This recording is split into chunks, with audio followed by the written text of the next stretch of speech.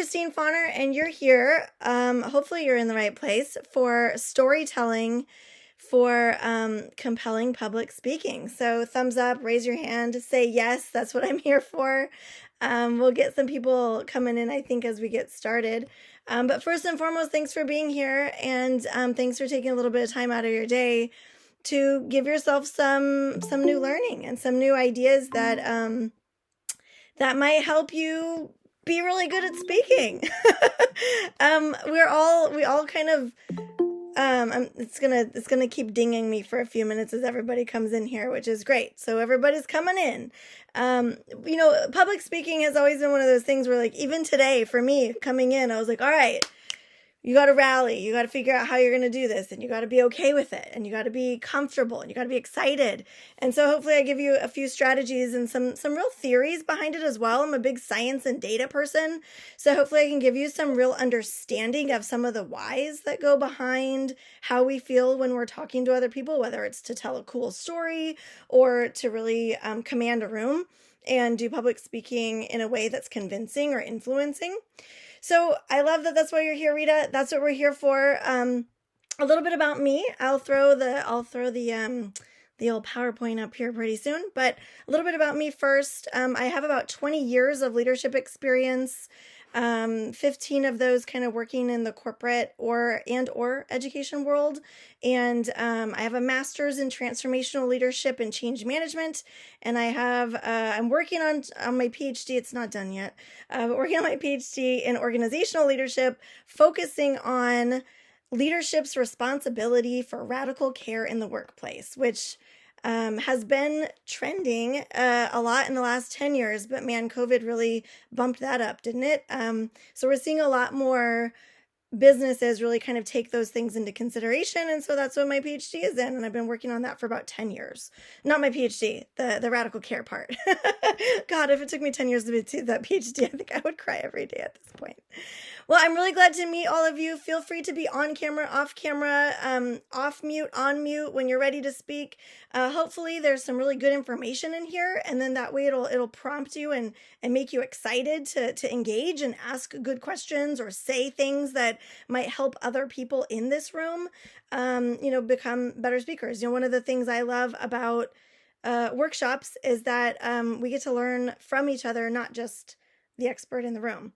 So I'm going to move over to presenting, hitting the right button here, and let me know with either a thumbs up or some kind of note in the messages that you can see my screen. I can see it. Thank you so much, and I'm going to turn it into, thank you. View slideshow. Here you go. So I, about a year and a half ago, I guess about a year ago, really, started my own company, and I do women's adventure retreats that focus on transformational learning opportunities in the outdoors and in nature. And I also do coaching and consulting for strategic leadership and stuff like this, helping people in their careers, helping people with people, because the bottom line that I've learned in the 20 years of leadership is people are weird. And the more you learn behavioral science and neuroscience and cognitive science, the more you understand those things and the relational aspects of the work that you do, the better leader you are, and the less stressed you are, to be honest, like just the less stress you are. So that's what I do, and that's what Roam Your Soul is. So here we go. Here's some information about me. You'll get this in the information later, but this is basically what I just said. Here's how you can get in touch with me. If you're a social media person, to me it's a necessary evil, but I try to put pictures and stuff up there of the stuff that we do. This is from the Silverton New Moon hike that we do every year in August, where we bring a bunch of ladies together, do a hike, and head up in the mountains, and then do cool stuff like this. And then if you have questions, oops, I got a bump over here. If you have questions, or I don't answer questions, or we don't get to something that you really wanted to talk about today, there's my email. Be sure to email me. I love answering questions and talking about things like what we're going to talk about today. Okay, so this is why you're here, storytelling strategies for compelling public speaking.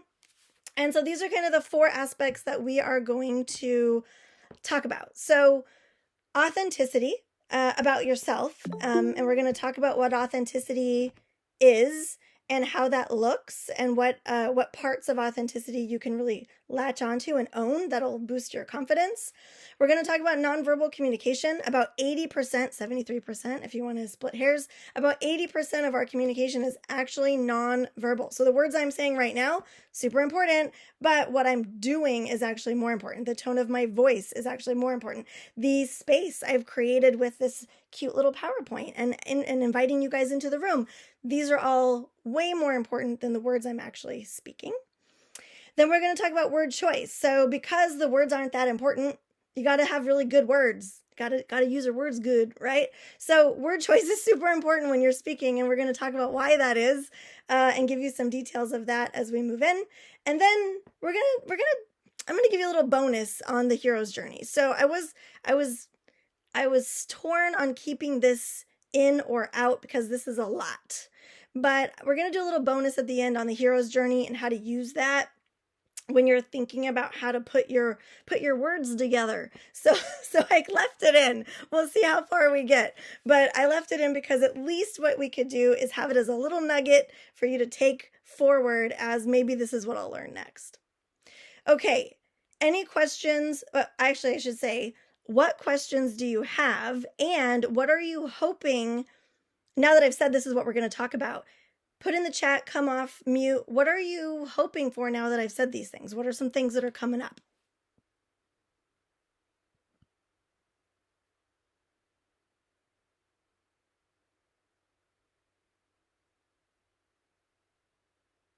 You're just here to see what's going to happen. That's cool with me. All right, so. I'm, sorry, I apologize. I'm in my car, so, talking about getting stuck in traffic. Oh, it's a perfect time to be doing a workshop then. I'm just hoping, I'm constantly, I guess, evaluating myself.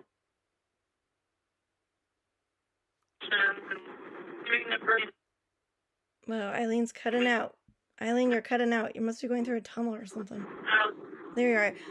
You talked about self-doubt though, I think, or like self-critic, like evaluating how you did. Is that what you said?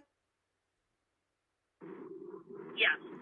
Cool. I got it. We're going to do a little. I'm hoping to learn more. I'm just hoping to learn more techniques. Yeah. All right. We're going to get there. So I think that one comes down to the authenticity piece, actually. So let's jump in. I'm going to start here though. So here's some fun facts that actually will take the pressure off of finding all of the words you need. So like I said, 80% of our communication is nonverbal, but when you actually look at how well people don't listen for crap, to be honest with you. So let's look at this.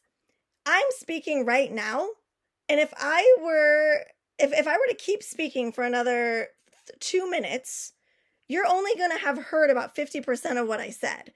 And then by Friday, you're only going to remember 50% of that. So literally, I know going into this meeting, this workshop, you're only going to remember 1/4, 25% of any of the words that come out of my mouth today. That's it. Isn't that crazy?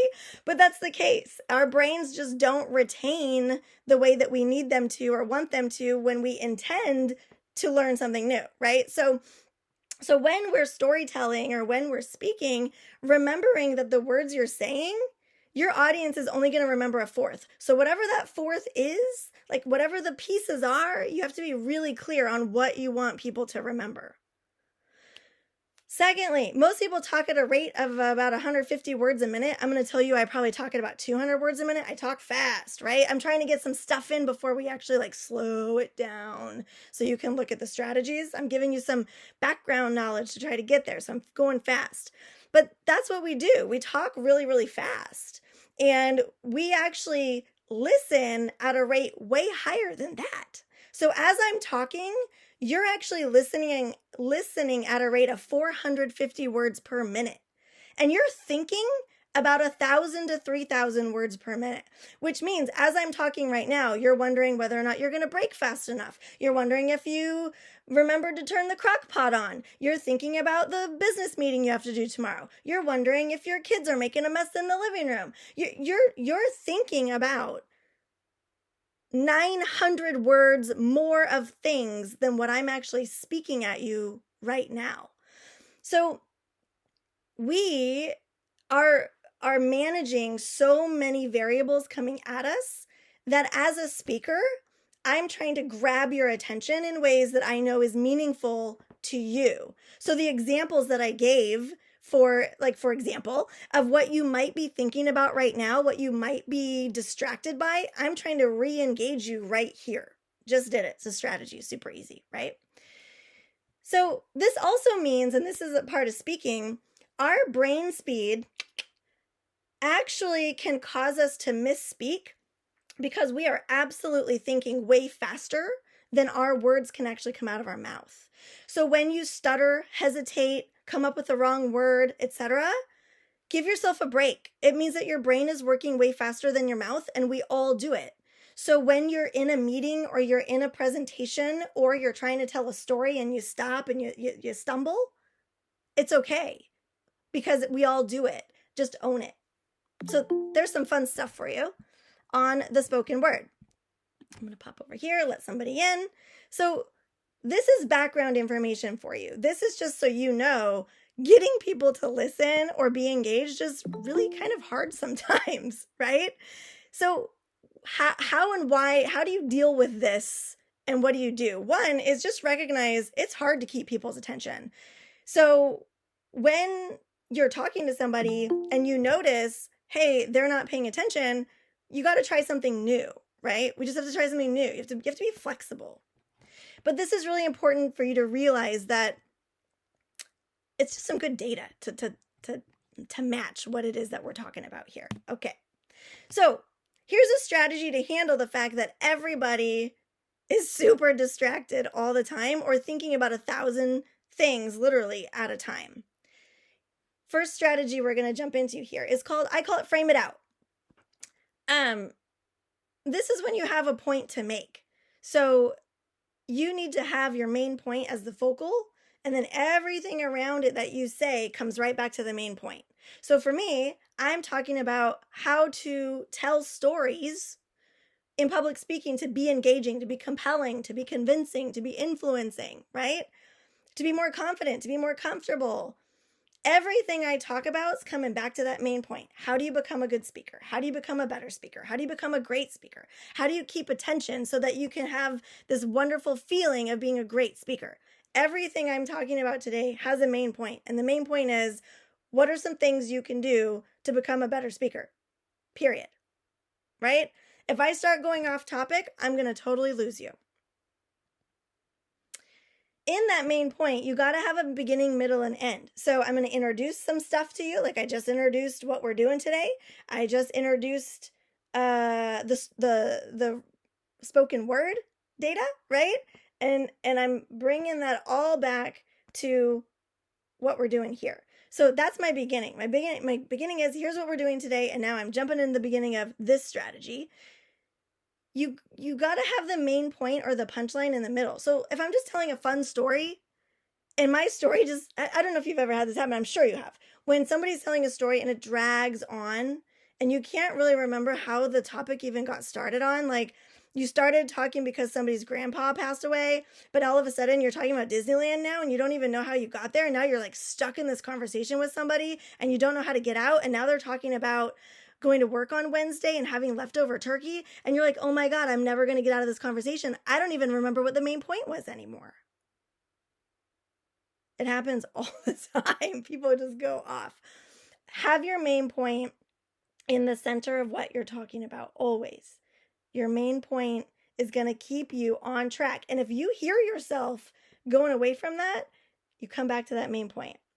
Secondly is, when you have this main point, this thing you're trying to help people understand or that you want to talk about or you're super excited about, having a personal connection is really important. When I asked you, why do you want to come to this meeting today? Why do you want to be in this workshop? That was my way of trying to learn ways that I can make personal connections to you to make this meaningful to you.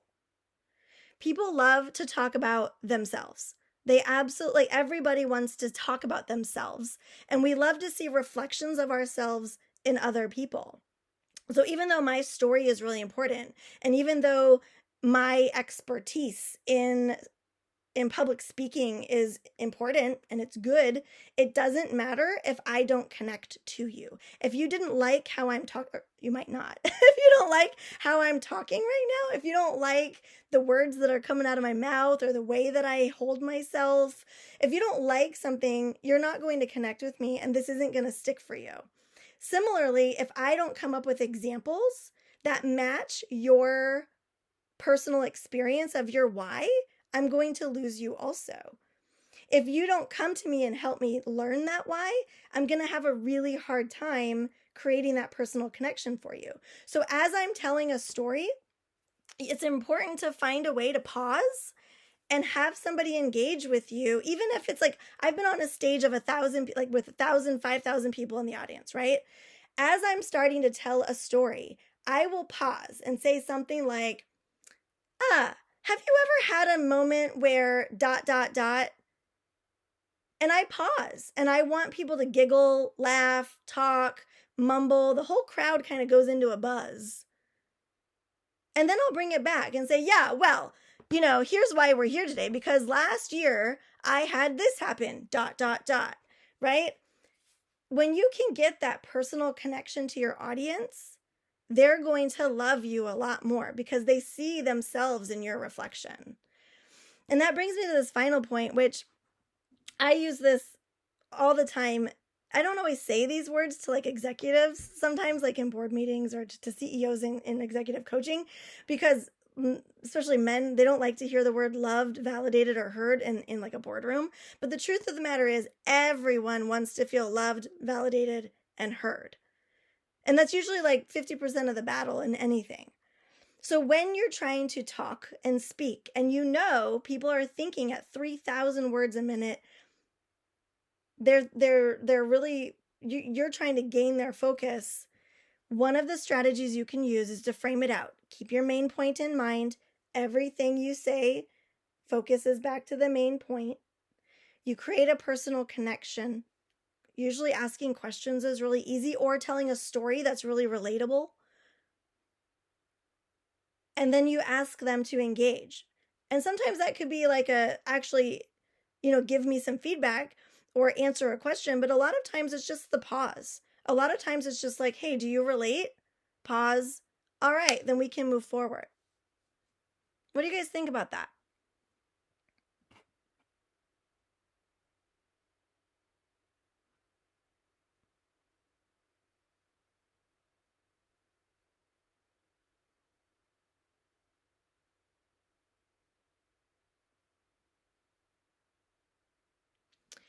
Typically, when I throw strategies out there, it can get really overwhelming really quickly. And that's why, if we come back to, I just hit something. If we come back to the data, the information, right, the statistics, remember that you're trying to get your audience to remember about a quarter of what you say. And so as that's happening for me on this, what I want you to remember is you got to have a main point. Nobody likes a run-on sentence and nobody likes a run-on story. So make sure you have that main point and that you keep that personal connection. You got to be relatable. For example, if I'm a surgeon and I'm trying to talk to you about a surgery that I did last week, I'm going to lose you if I use a lot of medical jargon, right? I don't know what those words mean. So how do you make it relatable? How do you create that personal connection? All right. Here's another thing that I was mentioning in speaking. My undergrad work is in linguistics, which is why the language part is so fascinating to me. It makes such a big difference in the way that we communicate when you understand linguistics and semantics and the reasons behind what we do and how we do it in a relational aspect of language. So I wanted to give this information to you guys as well. I had mentioned that about 73% of your communication with anybody is nonverbal. So what I'm doing right now is I am showing you and speaking to you in ways that I'm trying to share with you that I'm okay, you're okay, we're okay, everything's okay.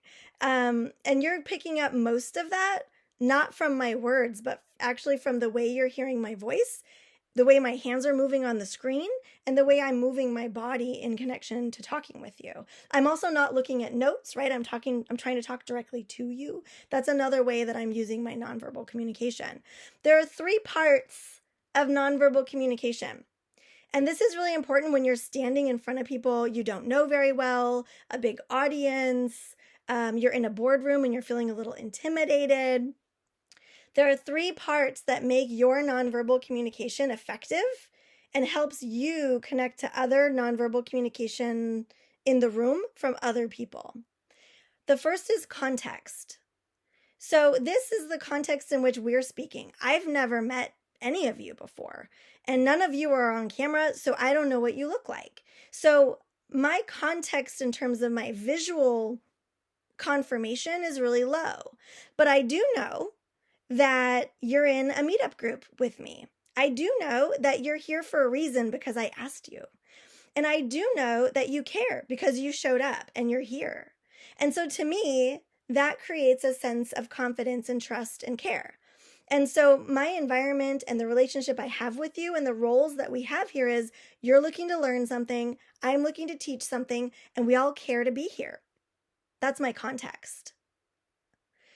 The second piece is clusters. And this is looking at everything that I'm doing in regards to like my state of mind and my emotions. So if I was like, oh guys, I'm having such a great day, like my body language and my voice tone is not matching what I just said. So you got to look at the clusters is looking at context plus, right? You're looking at context plus what are her emotions really showing?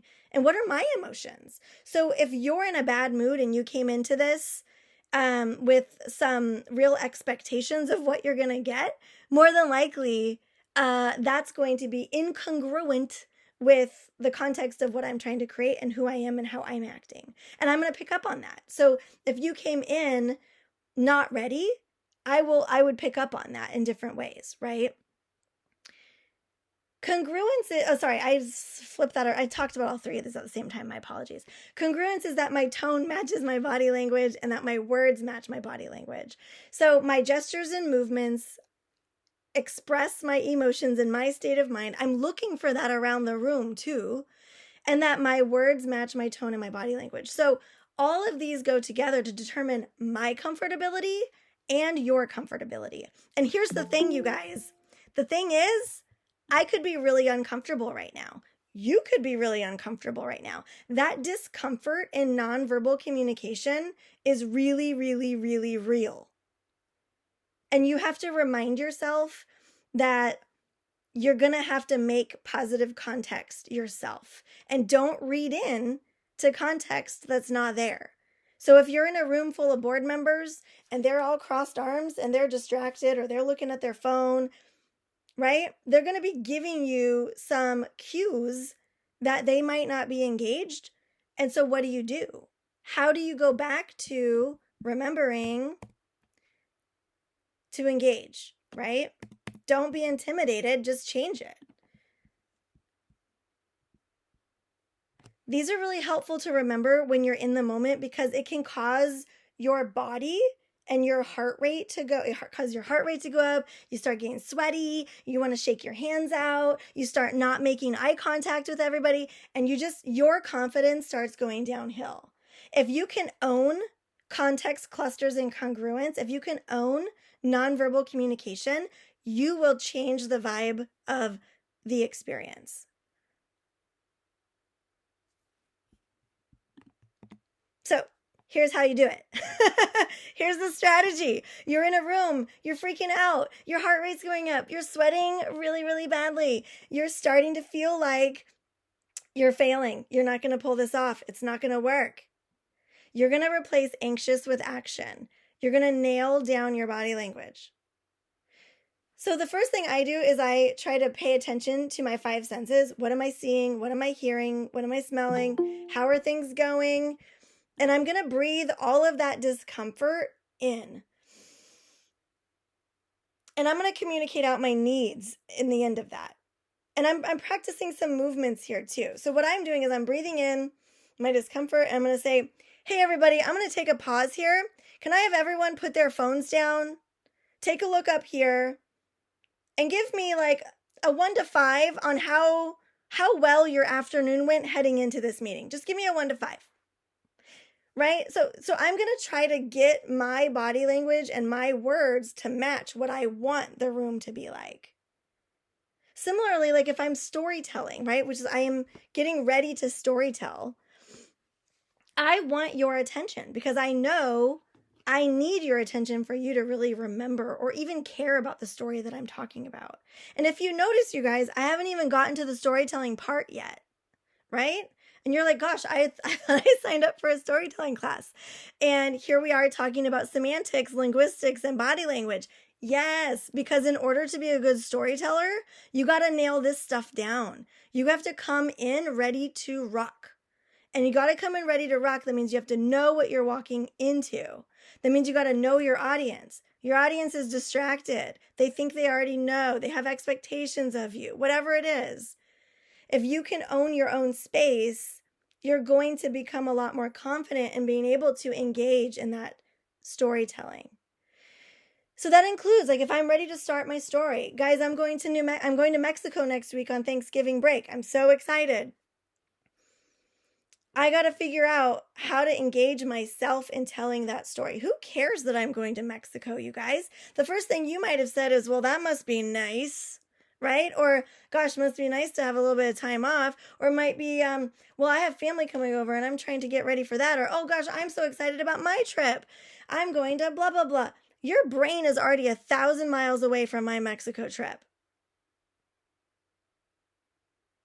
So I got to use myself to get you in that place.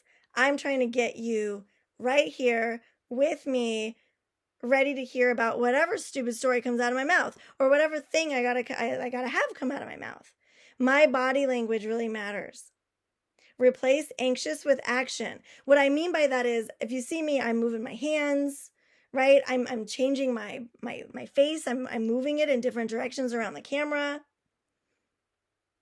I'm taking a deep breath in. I'm pausing. Practice these movements before you go into the situation. Practice getting nervous before you go into the situation, and then breathe it in.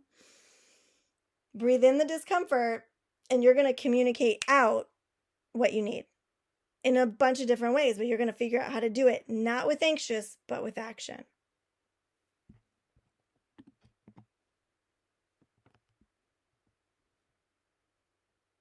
All right. I wanted to bring in authenticity because this, I've been seeing a lot in my own profession, that authenticity is, it's typically 3 things. And this is how I look at it. And you can be one of the 3, you can be 2 of the 3, you can be 3 of the 3. But really what makes you an expert is your experience, your education and your training, which includes lots and lots of like professional development, learning, and it includes your reputation. Also, your language and word choices also make you an expert and makes you feel authentic. So when I came into this workshop today, I had to think about the words I wanted to use to help you connect to the topic in a way that you could own it when we leave here. You walked into this topic and I own it. Right now, I'm owning it because it's my workshop. But at the end of the workshop, I haven't done my job unless you own it. And that's what authentic storytelling really does, is it allows you to find the right words, to be authentic, to share your own experience and your own knowledge in a way that somebody leaves owning a piece of that. Somebody leaves feeling the resonance of your words or your actions. So I wanted to share with this depth of knowledge wheel. I use this a lot when I'm trying to teach you something or coach something. But what this does is it actually shows expertise levels and what you do at expertise levels. And it's kind of a litmus test. So if you're going to go into a speaking engagement and you're going to talk about something, Here's a way to check your authenticity to your expertise level, and then do the homework that you need to do to be an expert in that room before you have to get in that room. So level 1 stuff is very simplified. I can identify, I can list, I can label, I can name, I can quote other people, I can recite things, I can organize things. An example of this is that like I love to ski. I am a skier. And if I just explain to you, well, when you ski, you have to have ski poles and you have to have skis. They're like these sticks that you put your feet in. And then, you have to have like a helmet. Well, some people don't wear a helmet. Some people wear hats, but that's not really safe. And mittens are important, or gloves, so that you don't get frostbite. Like most of the time people go to like resorts and you can like buy a ticket and you get on that thing that you get on the thing that goes up. Do I sound like an expert to you? I don't. I don't sound like an expert at all, right? This is a level 1 authenticity. I'm going to lose people if I'm actually trying to act as an expert or speak authentically. I'm going to lose you because that's just not my jam. So if I really want to go into a room and talk about a ski trip or talk about skiing, I need to up my level of expertise in order to engage you. And maybe talking about skiing isn't my thing, right? I need to maybe pick a different way to talk about something. So here's an example of extended thinking or expert level thinking, level 4, in depth of knowledge. All right. Last year, I went and planned a ski trip to Patagonia, and I invited 15 of my friends to go with me. And I really wanted them to experience backcountry in a way that's never been experienced before.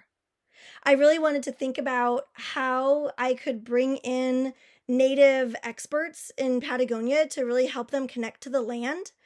And I also brought in a ski instructor that I had worked with for about 15 years to really help them create a group atmosphere and also work on some of the skills that I know are really required for backcountry, like being able to do AVI control, being able to make sure that you know how to use a probe, and that if an avalanche happens, we know what to do. Do you hear the difference?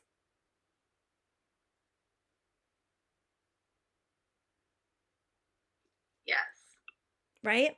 I sound much more interesting in my level 4 attempt to talk about skiing. It's because I took the time to really think about what I did. I designed a trip. I connected people to skiing and then skiing to experts. I also wanted to synthesize and apply concepts in skiing. Skiing is actually a skill. It's a sport. How can I share that with you? Right? I started using high-level knowledge skills. Does that make sense?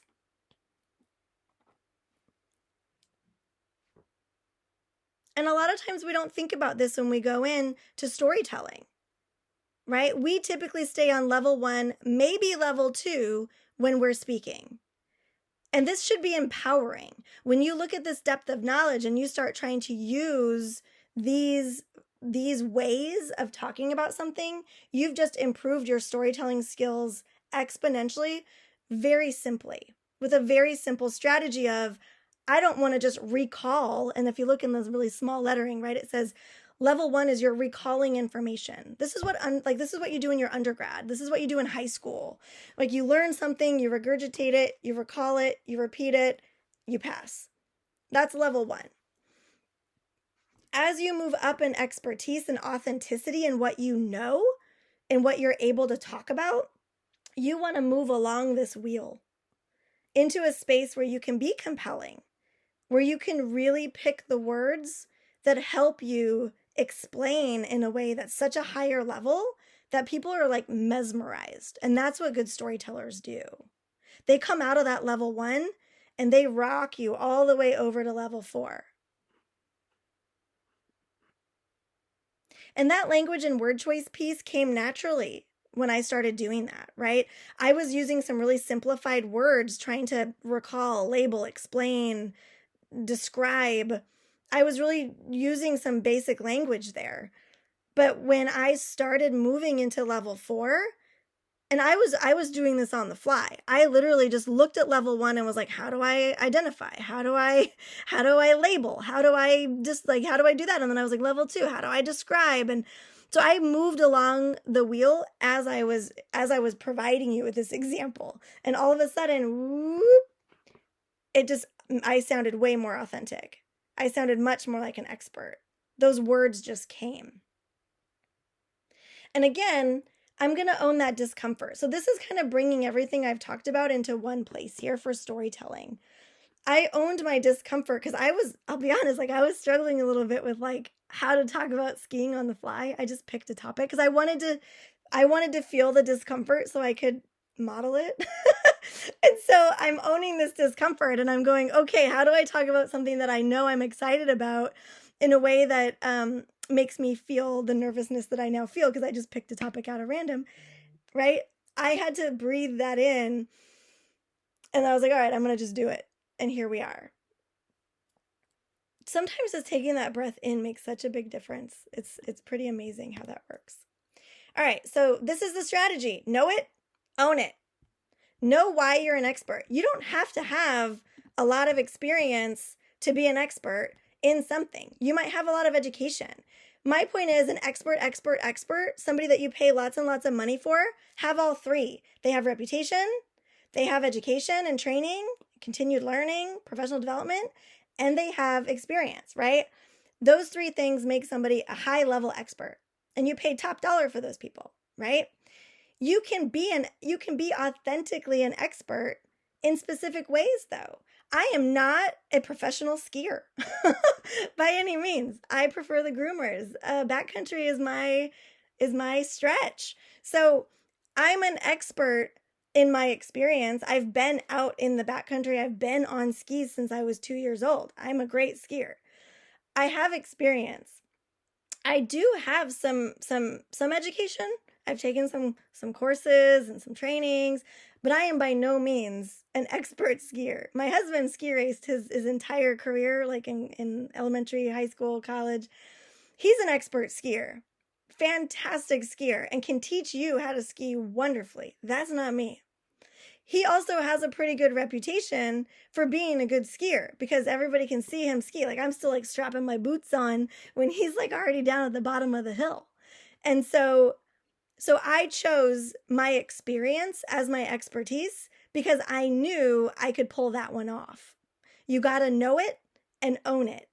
I am not a professional skier. I don't have a reputation for being a good skier. I spend a lot of my time in Colorado, and I'll be honest with you, I'm the worst skier in my friend group, right? So that's not me. I had to pick my expertise and own it. Now, if you want to ask me about all sorts of leadership stuff, I can be an expert in all three in 2 seconds flat. That's my space. If you're going into a conversation, if you're going to storytell, be sure you own it, know it, and own it. And then go into that conversation ready, right? And practice your words. I wrote lame in here. I did keep that in here. All right. What I said was replace your lame words with words and words that are not yours with words that are yours. Move your body and embody your words. So I was telling somebody the other day in one of my coaching sessions, he's trying to create care in the workplace as a leader, right? And so one of the things I was suggesting he do is have what I call a strategizing conversation. And then at the end of that conversation, you're going to ask the question, and how can I support you? And you're going to pause. And you're not going to say anything else. You're just going to say, and how can I support you? And you're going to see what he says. And the feedback I got when he tried to do that was, one, it felt very uncomfortable because he did not have that kind of relationship, that caring relationship with his direct report. And men are weird. But anyway, my point is there's this like dynamic of like, we don't care about each other. We just make expectations of each other and then disappoint each other every day. That's what we do. So for him, though, what it came down to is the words, how can I support you, didn't feel authentic. They weren't his, they were mine. And so he had to make a decision. Do I try to start making those words mine? Can I get more comfortable with those words? Or do I need to find other words that create the same sentiment but are mine? You have to use your own words. When we first start talking about stuff and we're not experts, we tend to use words that don't feel comfortable, that aren't ours. We quote people. We try to adopt what was said in a YouTube video or in the book we read. We try to take those notes, right? So that we can say it again that way because, man, they said it so good. Those words are not yours. And until you own and embody those words, it will not come out authentic. And that's okay. Like when you're starting off trying to own something new, that's totally okay. So be okay with not being great from the get-go if you're doing this new, or if you're telling a story that's brand new, or you haven't told that story before. Be okay with that. But no, over time, it will get better. Don't give up is what I'm saying. It will get better because you'll find your own words and you'll replace those lame words with better words. And that's coming back to that depth of knowledge wheel. Lame words, I used, and I got nervous, if you noticed, when I was trying to be lame. I was using the word like a lot. Like, you go up the thing and then I couldn't remember the name of a ski lift for God's sake. Like, I was like, what is that thing called that you get on and it takes you up the hill? Like, I got nervous and I started using all these like words, right? And I was internally laughing at myself because I was proving my own point while I was trying to model what basic level language looks like. I totally faltered. So, and that's okay. I wanted to do that. I wanted to show you what it looks like when you don't own your words.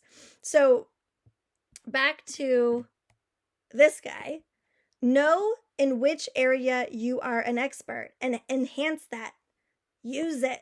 And if it's all three, fantastic. You're going to own the room. Then you just got to work on your body language. You got to work on your word choice. You have to think about how to engage your audience. You can dive deeper into that. Fantastic.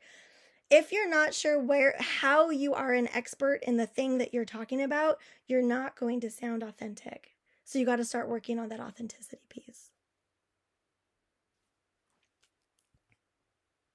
Oh, doing okay on time. Look at us. All right. Okay. I did a pretty good job on time, actually. So this is the bonus thought that I had. And like I said, the hero's journey is a really great way to storytell. You are not going to go through every piece of the hero's journey in a storytelling opportunity. Let's go back to slide 1 and I'll remind you why, right? You have, in a 10-minute time period, the person who's listening to you or the people that are listening to you are only remembering 50% of what you said anyways. So if you were trying to go through the whole hero's journey in one moment, you're going to lose everybody. A hero's journey is for filmmaking. You want to create focus, not a film, when you're storytelling. And so what you're going to do, and this is kind of a bonus thought here, is you're going to pick a part of the hero's journey that you really want to focus on to get a main point across, right? So back forward here. So for example, this one's really hard to read. I thought it was so cool looking though. So here's the thing for me. This is a sidebar. This is not what you're supposed to be doing in storytelling, but I'm trying to sidebar for a minute here. I just thought this one looked so cool, but you can't read it. And so anyway, it's super cool because if you're visual, you'll pick up on it.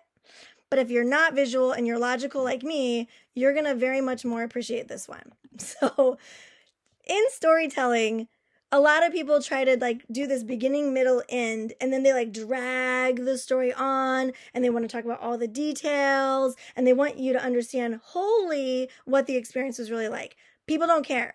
What people care about is relatability. They want to hear themselves in your story and they want to relate. They want to engage in a way that feels like, oh, that could be my story too. Remember what I said? You want people walking away feeling like they now own a piece of your story because it was so compelling. They either want to tell it again or they're going to walk away with that main point that you really, really wanted them to walk away with. So bonus strategy here is pick a part of the hero's journey and that's what you're going to focus on. So if I'm going to talk about my ski trip that I planned to Patagonia, if you notice, I only focused on the call to adventure. I brought a bunch of people together and I wanted to create this amazing experience. And that I was talking about the call to adventure. I didn't get into what we actually did. I didn't get into where we went and how we went there. I didn't get into any other stories.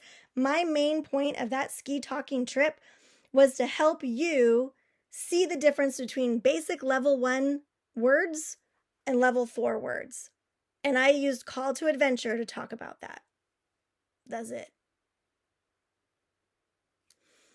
So you can pick a specific type of or part of the hero's journey, and it can be really compelling. So, for example, if I decided to flip around on that ski trip and talk about tests, allies, and enemies, I could talk about one of the trials and tribulations of one of the, and this actually happened to me this weekend. So I did a women's adventure retreat in Austin this weekend, and I facilitated one. It was awesome. But in that facilitation, on the back end, which nobody knew about, thankfully, there was a little bit of drama that happened with one of my facilitators. And I had to really coach that person in the moment in a way that I had to make sure I didn't piss them off enough, because they had to go still do their job for my participants, right? That's using a test, ally, or enemy story. And all I was doing was explaining one little moment of my weekend that I wanted to give a main point about. I don't have to tell you the whole story about the whole weekend. I can tell you about that one facilitator that really challenged me and how I overcame it. Or what I did. What did I do to handle that? Right? What did I do? You'll never know, because it worked out great. Okay, this is kind of the end of my spiel. I'm going to go back really quick because we did slam through. So I'm going to remind you a little bit of how I broke this down. One was to give you some background knowledge of why. What is the why behind the strategy? The why here is people don't remember what we say, and people are thinking way too fast about way too much. So we have to be really, really intentional on what we say. How do we do it? We frame it out. Then I talked about nonverbal communication. Why is nonverbal communication important? Because 80% of what we say is actually not our words at all. And here are 3 things that you can look at when you're talking about nonverbal communication, both in yourself and in others, to create that context, to understand how the room is going, and then learn how to flip that room around if you need to. Here's the strategy. You nail down your own body language. There was a meeting that I went to once where it was all men in their 50s to 70s, and they had a lot more experience than me, like just a lot more, right? And I had to go in and tell them that something that they had made a decision on was wrong. And they didn't even want me there. So I had to walk into that room and I had to nail down my body language. If I looked too stuffy and too arrogant, they were going to dismiss me right away. If I was too demure and too hesitant, they weren't going to look at me as an expert at all. So I had to nail down my body language to walk into that room and be ready to say what I needed to say without anxiety, but with action. How do you do that? This is one of the ways I tend to do it, is I hold my shoulders square, I walk into the room and I say something like, all right, is everybody ready? I'd like our phones put away because I have something I need to show you guys right here. So there's lots of different strategies behind nailing it down, but I kind of just, I'm a body speaker. That sounds funny. But I use my body to speak a lot, and that might not be your jam. That's why I said, look at the 5 senses. It could be like eye contact. It could be looking in specific directions. It could be creating noise. It could be taking in a deep breath. And honestly, smell is a really important body language or influencer that we don't pay attention to. So think about that. So that was the strategy. Then we went over here and I said, authenticity. How do we look at authenticity? And we talked about expertise, we talked about language, and we talked about owning our discomfort. Coming back to nonverbal communication. What's the strategy around authenticity? Know it, own it. Know why you're an expert. Practice the words that are more complex. Use your words, and then move your body and embody those words. And then here's the bonus thought. Don't try to take people on a full-on hero's journey. Pick a piece, stretch it out, keep to your main point. All right, there's the summary.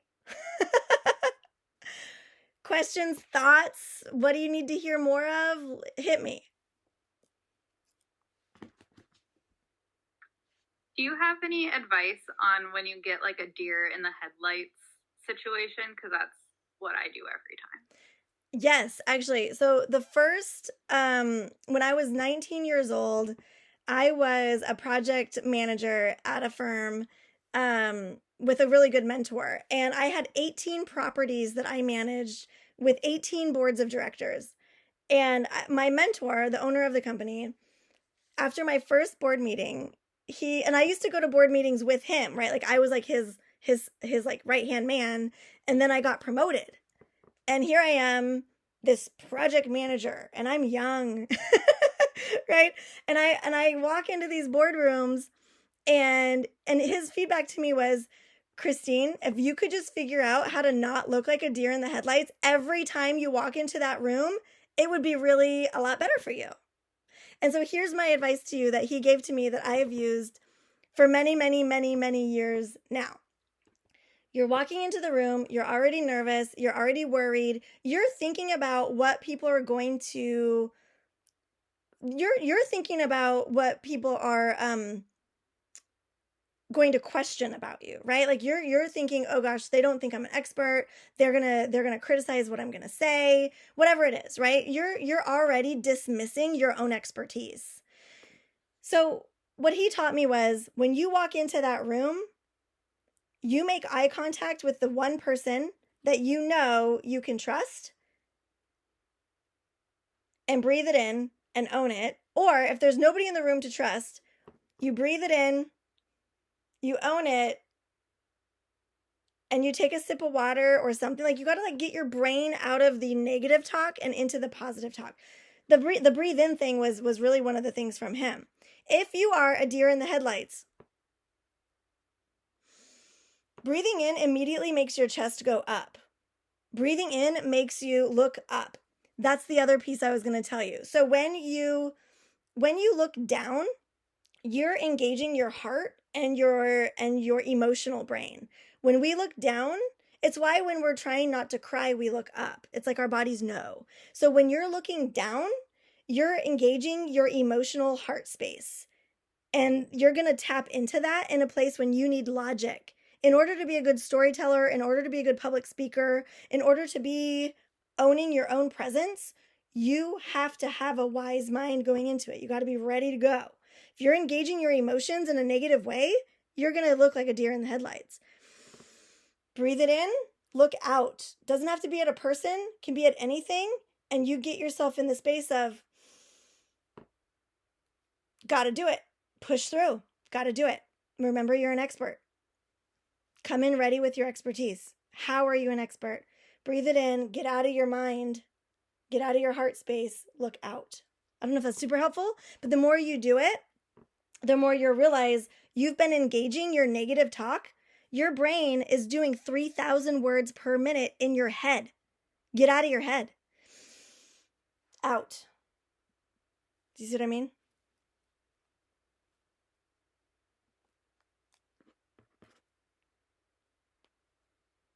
Don't look down. That's the thing. Don't look down. Go ahead, Tanya.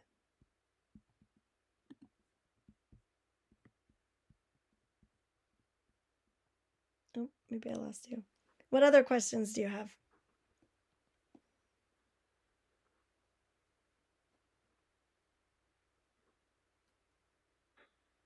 Oh, hey, can you hear me? Yep. Yes. Okay. Hey, I was going to ask if you have any ideas or suggestions for when you're speaking and then you do that little side story to get their attention, get them involved or engaged. And then you have one of those wonderful moments where you forget what you were talking about, what your point was. Yep. So, yeah, I do that a lot actually. So I have notes and I made notes for this, but I actually didn't use any of them because I had a PowerPoint. It worked out. And then I remembered what I needed to say because I'm an expert. Here we are. So what I like to do is I'll make a list of my topics. I won't write them out because what happens is when you write out too much, you start looking for words on the paper and then you totally lose it. I actually did this the other day because I was nervous about I've talked about so I do this workshop on the 3-point conversation. If you were there before, woo woo, I did one about a month ago for this group. But I do this thing on 3-point conversation. I've taught it a million times in like 1,000 different ways. And I was teaching it in a workshop to a new group, a new network, a new opportunity, like a whole group of professional women I didn't know. And I was all of a sudden really worried that for some reason I was going to totally flub it. So I wrote all this stuff out and I made all these notes. And then I got into the room and it was virtual like this. I got into the room and I started okay. And then like the words on the paper were not matching the words that I typically needed to say, like that I say, like, because I'm an expert. I know this stuff, right? So all of a sudden the words on the paper were not matching the words that were like up here. And I was having like this short circuit happen. And it was so bad. And it was embarrassing. And I was having this like moment of like, oh my God, I'm totally flubbing. And I literally only had 15 minutes to teach it. And usually it's an hour long. So that was another stressor, right? So here's what I did. I like flipped the paper over and I like started writing where I was and where I needed to go. What I do and what I should have done for that meeting and what I do all the time is I write out the basic topics. What I just went over with you guys, right? Like the spoken word, da-da-da-da, da-da-da-da, da-da-da-da. And when I get that part done, I check it off. Check it off. And then I can, if I lose my spot and I totally just had a brain freeze, I can at least go back to the checked off part and be like, okay, I know I said that. I must be on this part. And then I can go back to my actual notes. You know what I mean? So you can kind of do it that way too. But I have a checklist. And there are times too where I've literally like, and again, this is me owning my space and feeling really comfortable talking to people. I have literally in a meeting said, I just had a total brain freeze. What was the last thing I said? And sometimes that last thing you said will trigger, oh, okay, cool. Thanks. Sorry. I don't know what just happened. I was just thinking about my washing machine being broken again. Let me get back on it. You know what I mean? Because our brains are thinking about 3,000 other things than the words that are coming out of our mouth. It's okay to make mistakes public speaking. It's okay to totally lose it sometimes.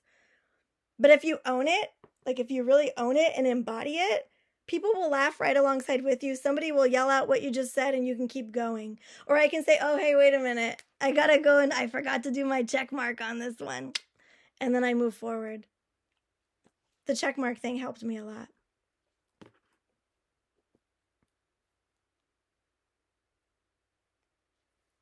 What else?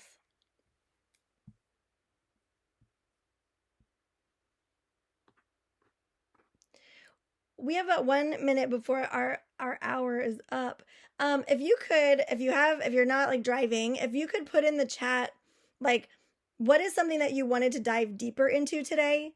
And what is something that you'd want me to talk about next? You know, we talked about deer in the headlights. We talked about like freezing, forgetting what we said. What are some things that you might want to dive into that I didn't cover totally today? And what are things that you were like, man, that would have been super cool to dive deeper into? Because we will. The feedback will help me kind of move into like next. I mean, one of the things that I like to remind people is, you know, I could have spent an entire decade on what makes an expert. And so trying to give you this like general overview with some stuff you can go try, we can also dive in. So I'd love some feedback on what are the pieces that you really loved that maybe we could dive into? What are the things that you're like, this didn't work at all? And what do you want to hear about next? You can also come off mute and tell me.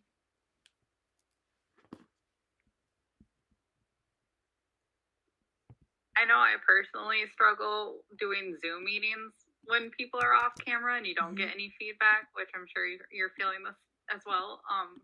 Just like like tips on it. Yeah. Because I have a hard time when I don't see people's faces, like how just kind of stuff like that. Totally. And you have to recognize, like, I sound and feel pretty confident right now, right? I kind of owned the room. I tried to connect with you. I used my voice. I've been trying to like make this really engaging, but you're absolutely right. Like in my mind, I have to bridge that gap. That's my responsibility, is to bridge that gap with you. And virtual space is one of the spaces I've worked heavily in for about 8 years. So I had to lead teams in virtual spaces. So totally get that discomfort and how to work through it, strategies for getting around it. Yeah, I love that.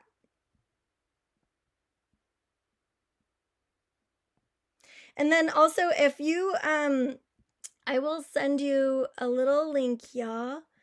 Where did it go? If you want to fill out this contact form, if you want a copy of any of the resources that were in here, like the depth of knowledge wheel, the PowerPoint, the recording, so we're recording this. If you want a copy of any of that, if you fill out this form, then I'll get you that information. It's super hard without the engagement, but that doesn't mean people aren't listening. And that's the thing I think a lot of people forget, is that you guys, and I said this in the beginning, right? If you go back to my very first slide, I was like, you guys are here because you chose to show up. And I have to remember that. I have to remember that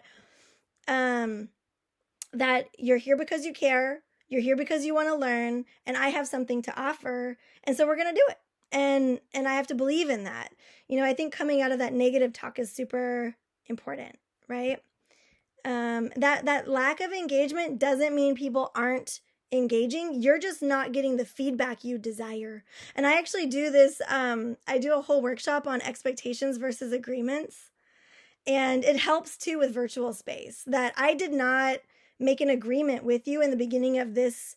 Well, I kind of made some agreements with you in the beginning of this workshop, but I didn't expect you to do certain things, right? Like I told you it was okay to do this, this, or this, but I didn't expect. And there's a whole workshop I do on expectations versus agreements, and I do a lot of coaching on it as well, especially with leaders. But that lack of engagement doesn't mean people aren't engaging. What it means is you're not getting the feedback you need to feel loved, validated, and heard. Think about that one.